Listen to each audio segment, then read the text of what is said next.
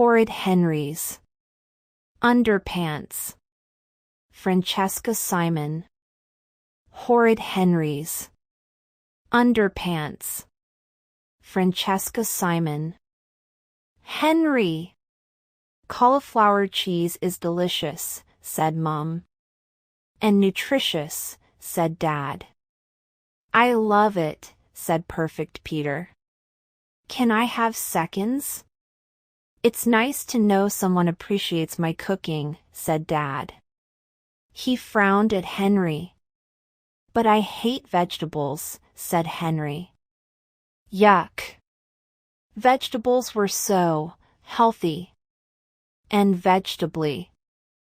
I want pizza, tasted so. Well, you can't have it, said Dad. Ralph has pizza and chips every night at his house, said Henry. And Graham never has to eat vegetables. I don't care what Ralph and Graham eat, said Mom. You've got to eat more vegetables, said Dad. I eat loads of vegetables, said Henry. Name one, said Dad. Crisps, said Henry. Crisps aren't vegetables, are they, Mom? Said Perfect Peter. No, said Mom. Go on, Henry. Ketchup, said Henry. Ketchup is not a vegetable, said Dad. It's impossible cooking for you, said Mom. You're such a picky eater, said Dad. I eat loads of things, said Henry. Like what? Said Dad. Chips. Crisps. Burgers. Pizza. Chocolate. Sweets. Cake. Biscuits. Loads of food, said Horrid Henry. That's not very healthy, Henry, said Perfect Peter. You haven't said any fruit or vegetables. So, said Henry. Mind your own business, Toad. Henry called me Toad, wailed Peter. Ribbit. Ribbit, croaked Horrid Henry. Don't be horrid, Henry, snapped Dad. You can't go on eating so unhealthily, said Mom. Agreed, said Dad. Oh, thought Henry. Here it comes. Nag, nag, nag. If there were prizes for best naggers, Mom and Dad would win every time. I'll make a deal with you, Henry, said Mom. What? Said Henry suspiciously. Mom and Dad's deals usually involved his doing something horrible for a pathetic reward. Well, no way was he falling for that again.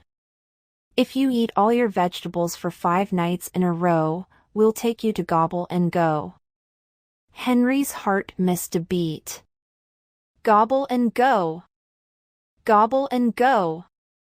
Only Henry's favorite restaurant in the whole wide world. Their motto, "The chips just keep on coming," shone forth from a purple neon sign. Music blared from 20 loudspeakers. Each table had its own TV. You could watch the chefs heat up your food in a giant microwave. Best of all, grown-ups never wanted to hang about for hours and chat. You ordered, gobbled, and left. Heaven. And what fantastic food! Jumbo burgers. Huge pizzas. Lakes of ketchup. As many chips as you could eat. 52 different ice creams. And not a vegetable in sight. For some reason Mom and Dad hated Gobble and Go. They'd taken him once, and sworn they would never go again. And now, unbelievably, Mom was offering.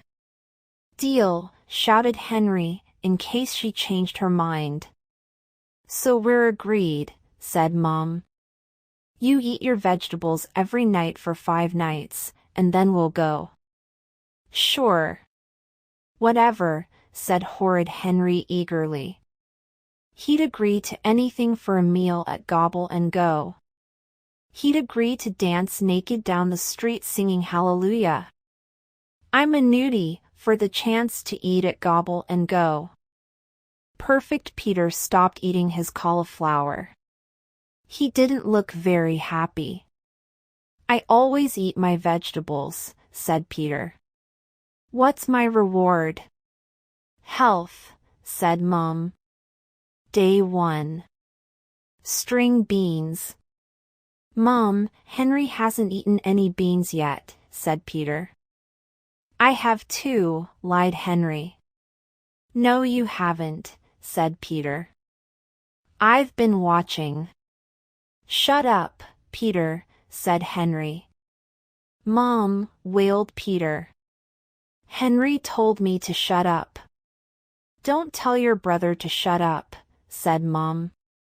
It's rude, said Dad. Now eat your veg.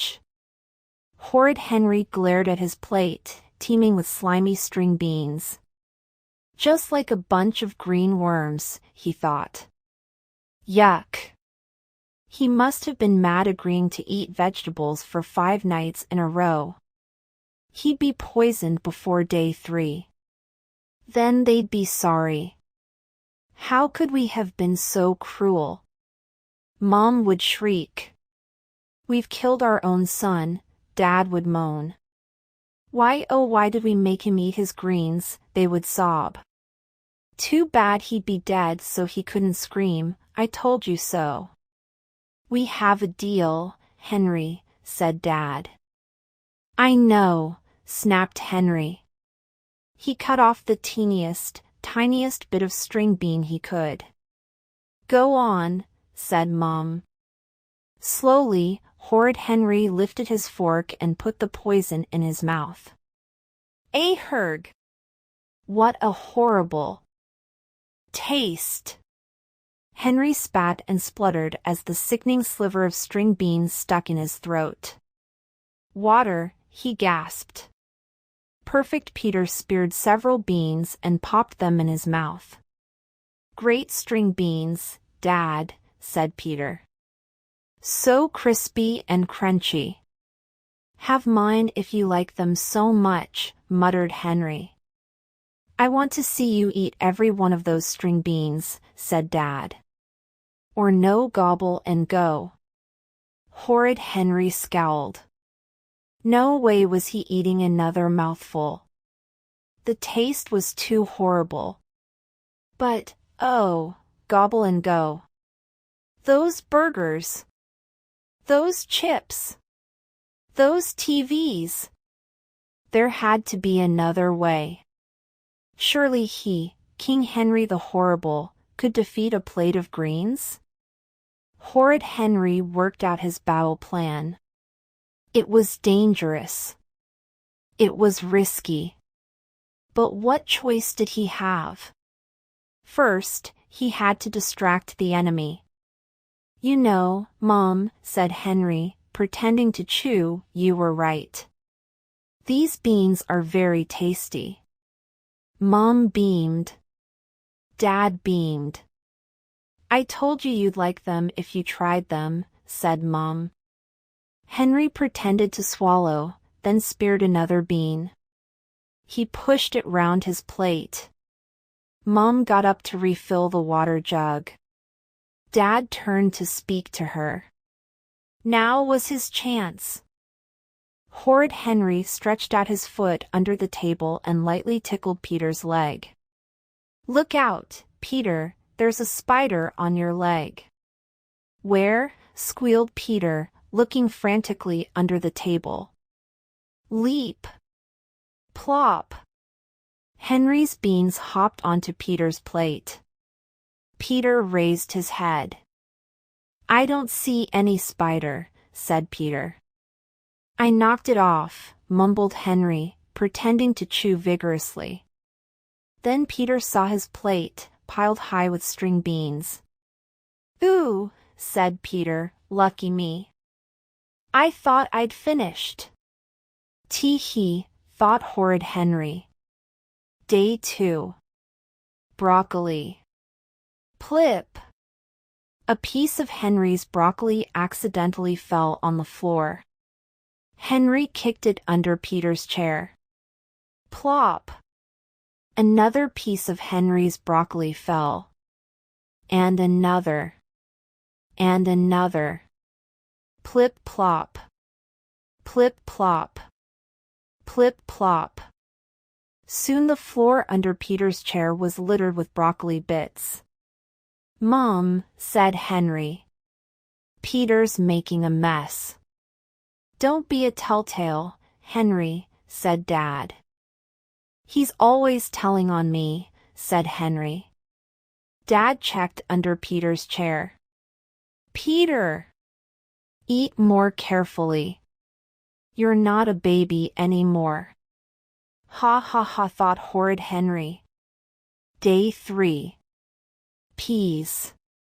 Squish. Henry flattened a pea under his knife. Squash. Henry flattened another one. Squish. Squash.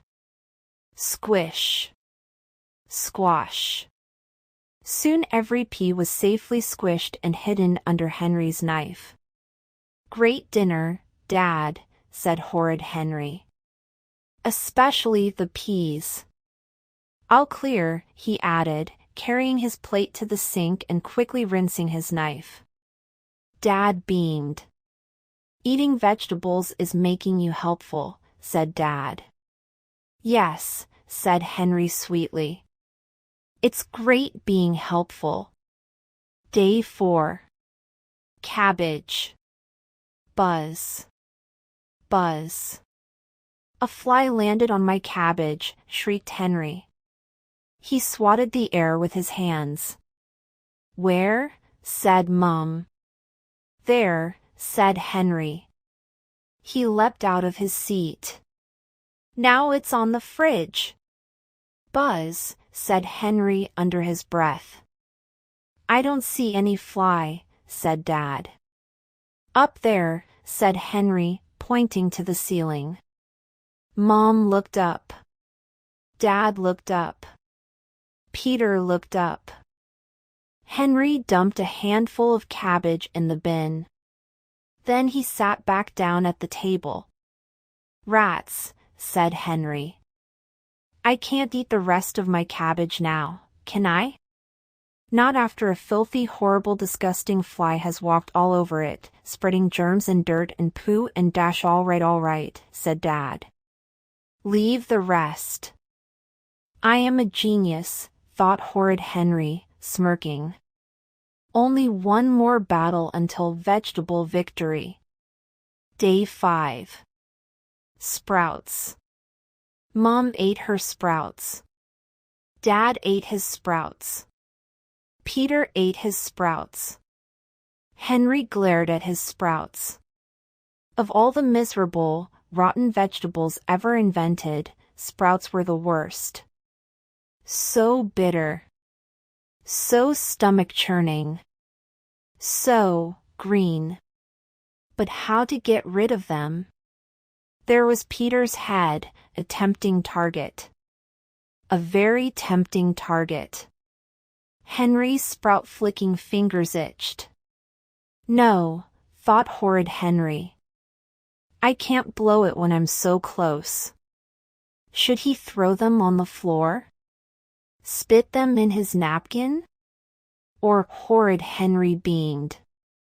There was a little drawer in the table in front of Henry's chair.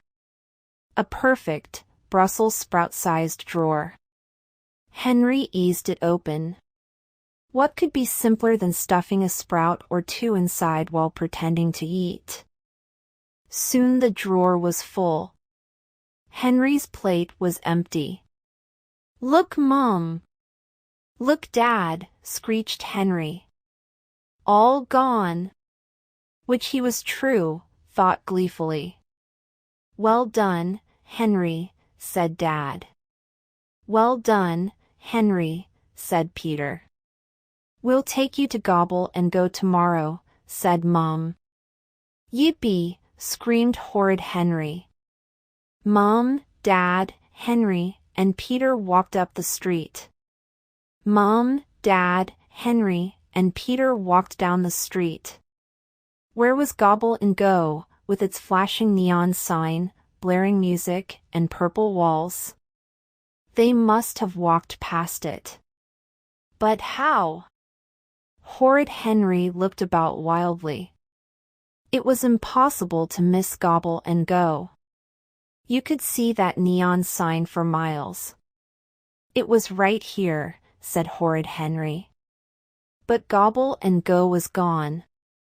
A new restaurant squatted in its place. The Virtuous Veggie read the sign. The all-new vegetable restaurant. Horrid Henry gazed in horror at the menu posted outside.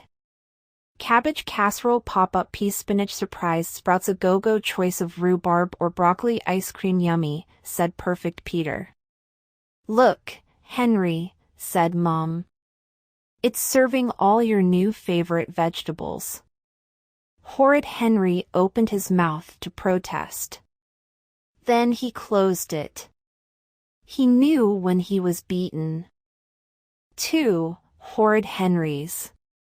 Underpants. A late birthday present. Whoopee! Just when you thought you'd got all your loot, more treasure arrives. Horrid Henry shook the small thin package. It was light. Very light. Maybe it money. Was oh, please let it be, of course it was money. What else could it be? There was so much stuff he needed, a Mutant Max lunchbox, a Rapper Zapper blaster, and, of course, the new Terminator Gladiator game he kept seeing advertised on TV. Mom and Dad were so mean and horrible, they wouldn't buy it for him. But he could buy whatever he liked with his own money. So there. Ha ha ha ha ha. Wouldn't Ralph be green with envy when he swaggered into school with a Mutant Max lunchbox? And no way would he even let Peter touch his Rapper Zapper blaster. So how much money had he been sent? Maybe enough for him to buy everything. Horrid Henry tore off the wrapping paper. Her gaff. Great Aunt Greta had done it again. Great Aunt Greta thought he was a girl. Great Aunt Greta had been told 10 billion times that his name was Henry, not Henrietta, and that he wasn't 4 years old. But every year Peter would get 10 pounds, or a football, or a computer game, and he would get a walkie-talkie teasy wheezy burpy slurpy doll. Or a princess pamper parlor. Or baby poopy pants. And now this. Horrid Henry picked up the birthday card. Maybe there was money inside. He opened it. Dear Henny, you must be such a big girl now, so I know you'd love a pair of big girl pants. I'll bet pink is your favorite color. Love, Great Aunt Greta. Horrid Henry stared in horror at the frilly pink lacy knickers, decorated with glittery hearts and bows. This was the worst present he had ever received. Worse than socks. Worse than handkerchiefs. Even worse than a book. Bleach. Ick. Yuck. Horrid Henry chucked the hideous underpants in the bin where they belonged. Ding dong. Oh no! Rude Ralph was here to play. If he saw those knickers, Henry would never hear the end of it. His name would be mud forever. Clump, clump, clump. Ralph was stomping up the stairs to his bedroom. Henry snatched the terrible pants from the bin and looked around his room wildly for a hiding place. Under the pillow? What if they had a pillow fight? Under the bed? What if they played hide and seek? Quickly Henry stuffed them in the back of his pants drawer. I'll get rid of them the moment Ralph leaves, he thought. Mercy, Your Majesty, mercy. King Henry the Horrible looked down at his sniveling brother. Off with his head, he ordered. Henry! Henry! Henry cheered his grateful subjects. Henry! King Henry the Horrible woke up. His Medusa mother was looming above him. You've overslept, shrieked Mum. School starts in 5 minutes. Get dressed. Quick! Quick! She pulled the duvet off Henry. Wah wah, mumbled Henry. Dad raced into the room. Hurry, shouted Dad. We're late. He yanked Henry out of bed. Henry stumbled around his dark bedroom. Half asleep, he reached inside his underwear drawer, grabbed a pair, then picked up some clothes off the floor and flung everything on. Then he, Dad, and Peter ran all the way to school. Margaret! Stop pulling Susan's hair. Ralph! Sit down. Linda! Sit up. Henry! Pay attention, barked Miss Battleaxe. I am about to explain long division. I will only explain it once. You take a great big number, like 374, and then divide it. Horrid Henry was not paying attention. He was tired. He was crabby. And for some reason his pants were itchy. These pants feel horrible, he thought. And so tight. What's wrong with them? Horrid Henry sneaked